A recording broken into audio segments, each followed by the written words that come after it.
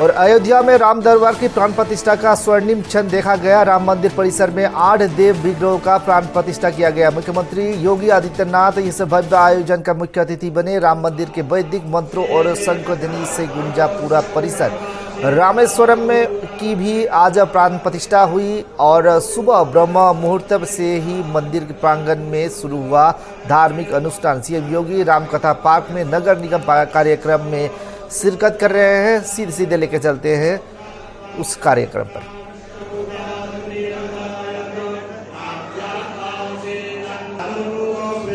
करने के लिए प्रधानमंत्री मोदी जी की जो दिव्य साधना है, वह साधना आज हम सबके सामने अविरल और निर्मल गंगा के रूप में देखने को मिली है।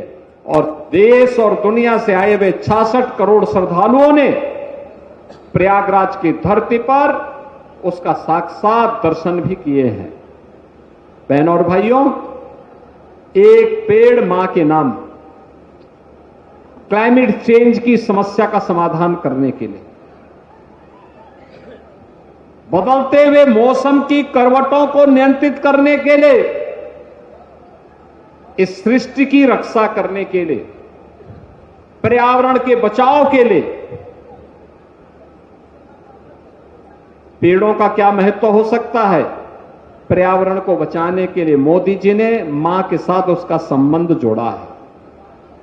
अगर 144 करोड़ भारतवासी एक साथ एक पेड़ मां के नाम पर लगाना प्रारंभ कर दें, तो क्या पर्यावरण की संकट हमारे देश के अंदर आएगा? क्या हम पर्यावरण को क्षति न पहुंचाएं, उन नियमों का पालन करें जो पर्यावरणविद, शासन प्रशासन समय समय पर जिसे लागू करने का कार्य करता है। और आज ये मेरा सौभाग्य है कि वन विभाग के सहयोग से आज प्रातःकालीन सत्र में मुझे लखनऊ में मुख्यमंत्री आवास पर बेल का पेड़ लगाने का सौभाग्य प्राप्त हुआ था।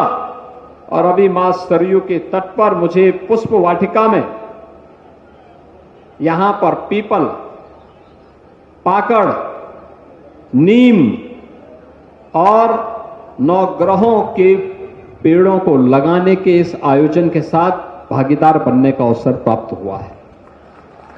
बहनों और भाइयों, आज से कार्यक्रम प्रारंभ हुआ प्रदेश भर में। उत्तर प्रदेश वन विभाग ने तय किया है इस सत्र में 5 जून के बाद 23 जून को कार्यक्रम एक देश में एक प्रधान, एक विधान, एक निशान ही रहेगा।